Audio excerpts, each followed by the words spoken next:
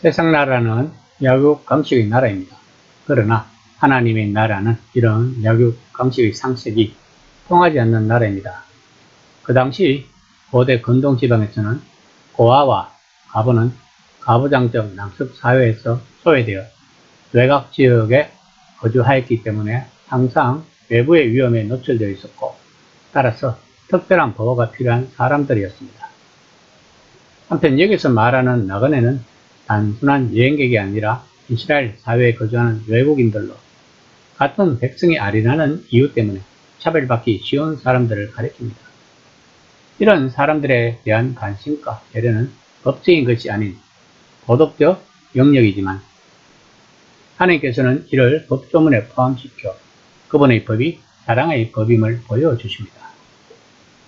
게다가 이를 어길 경우에는 그에 상응하는 벌이 따를 것을 말씀하심으로써 소외된 자들에 대한 관심과 보호는 선택적인 것이 아닌 필수적인 의무임을 분명히 합니다. 22장 21절 말씀입니다. 너는 이방 나그네를 압제하지 말며 그들을 학대하지 말라. 너희도 애굽 땅에서 나그네였음이라. 나그네 압제 금지의 법을 베풀면서 하나님께서 이처럼 이스라엘 백성들로 하여금 애굽의 종살이를 기억시키신 이유는 타국에서 이미 이방인이 되어 겪었던 서름을 먼저 체험한 자들로서 이방인의 심정을 헤아리도록 하기 위함이며, 또한 자신들도 하나님 앞에서 큰 사랑의 빛을 이방인에게 받도록 하기 위함이었습니다.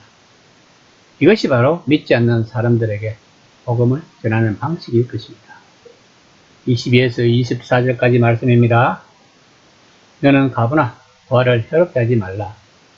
내가 만일 그들을 해롭게 함으로 그들이 내게 부르짖으면 내가 반드시 그 부르짖음을 들으리라. 나의 노가 맹렬함으로 칼로 너희를 죽이리니 너희 아내는 가부가 되고 너희 자녀는 고아가 되리라. 가부와 고아는 고대 근동에서는 사회적, 경제적으로 가장 보호받지 못하던 연약한 자들을 대표하였습니다.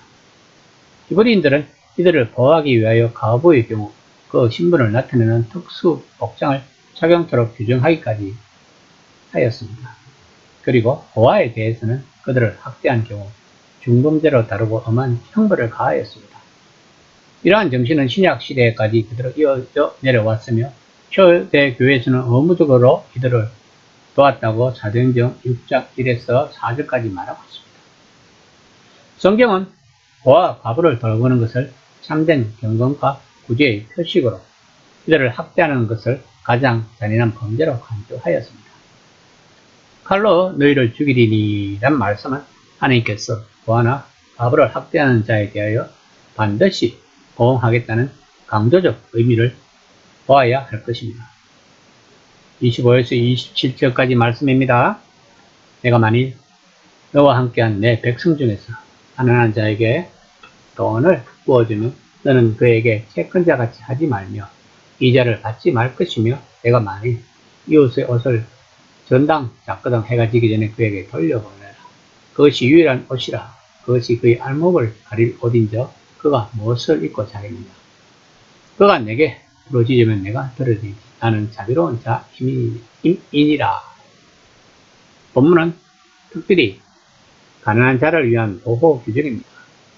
성경은 우리들이 사는 날 동안 주위에 가난한 자가 거치지 않을 것임을 말하고 있습니다. 가난한 자들도 하나님의 각별한 돌보심을 입은 자들입니다. 성경은 가난한 이웃에게 높은 이자를 받고 돈을 빌려주는 행위를 금지하며 오히려 그들을 도와주라고 가르치십니다. 이 같은 명령은 의식적 문제와 질병 등 기타 장애에 처해 있는 가난한 자의 약점을 이용하여 부당한 혜택을 취하고자 하는 부자들의 행포를 막기 위한 것입니다. 팔레스타인 지방은 일교차가 커서 해가 진 후에는 모포 없이 잠자기가 어렵습니다. 따라서 가진 것이라고는 한 벌 옷밖에 없는 가난한 자들이 해지기까지 전당 잡힌 그 옷을 찾지 못하면 휴일을 나갈 수 없는 것입니다. 그러므로 하나님께서는 해지기 전에 그러한 가난한 자들의 옷을 돌려보내라고 명령하신 것입니다. 고대 히브리인들은 온몸을 감싸는 의복을 입었습니다.